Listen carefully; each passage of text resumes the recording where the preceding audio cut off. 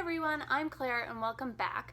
So as some of you may already know, next Monday on August 21st, 2017, a total solar eclipse will be visible in cities and towns and farm fields across the US, with the path of totality crossing southeast across the country from Oregon to South Carolina. So this is a pretty big deal. The last time a total solar eclipse was visible in the continental US was in 1979, and when it happened, a young writer by the name of Annie Dillard was in Central Washington to witness the event. Annie Dillard was 33 at the time, but she was already quite well known, having won the Pulitzer Prize for her seminal work, Pilgrim at Tinker Creek. After witnessing the total eclipse, Annie Dillard wrote an essay about it called Total Eclipse that has since become a modern-day classic and is considered required reading by any eclipse chaser. It's the opening essay of her other landmark work, Teaching a Stone to Talk, which was published in 1982, and it also appears in one of her more recent anthologies called The Abundance. So I read Teaching a Stone to Talk a couple of years ago, and it's a really phenomenal short collection of essays, but Total Eclipse really stuck with me. I didn't really know anything about total eclipses beforehand. I don't know much about astronomy.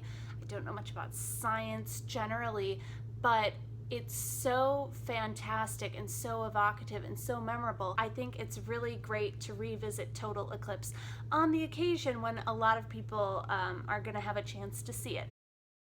So in the first portion of the essay, Annie Dillard describes making the 5-hour journey across the Cascade Mountains and into the Yakima Valley of central Washington to try and witness this historic natural event, the total eclipse. So she and her husband, when they get to the valley, climb up on top of a 500-foot tall hill, which is surrounded by a bunch of other hills, and she describes a bunch of other eclipse chasers on the surrounding hilltops. Everyone's wearing their eclipse welding masks, waiting for this event to happen. She says, "It looked as if we had all gathered on hilltops to pray for the world on its last day."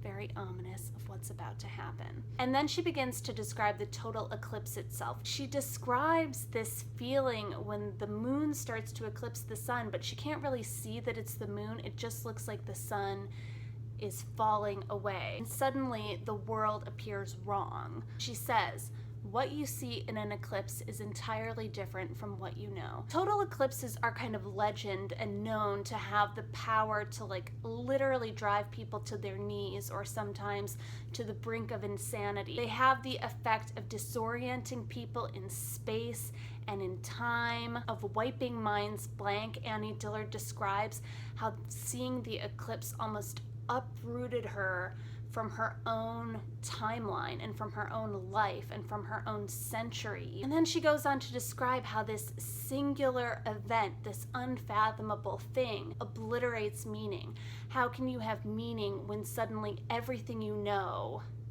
is different or is gone? What happens to the mind and the body when it experiences one of the great singularities of nature? With all this, she describes this sense of sort of apocalyptic horror that falls over everyone. She describes her own heart as screeching.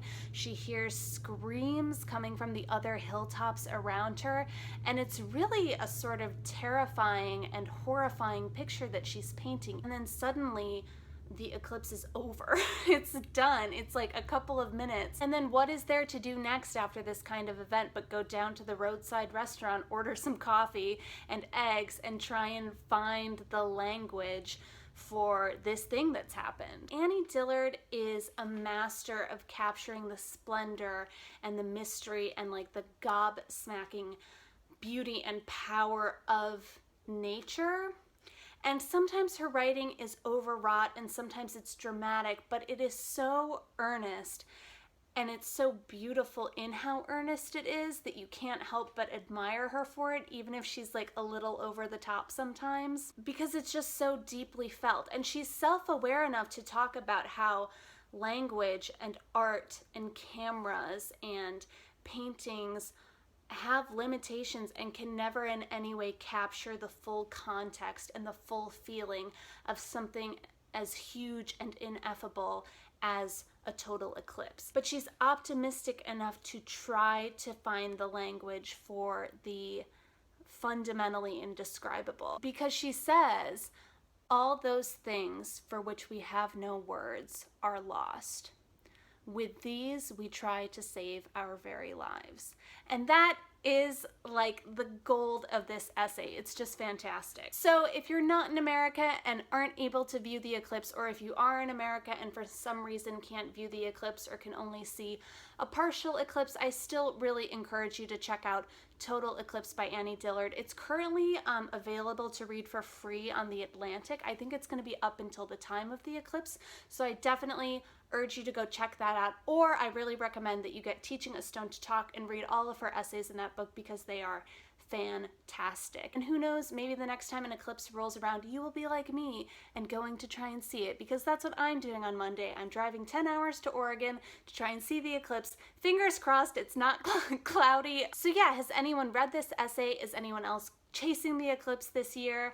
Have you read Annie Dillard? What do you think about it? Leave your thoughts in the comments below. Subscribe. Let me know what you think. But most of all, just check out Annie Dillard and Total Eclipse. Thanks, guys. See you next time.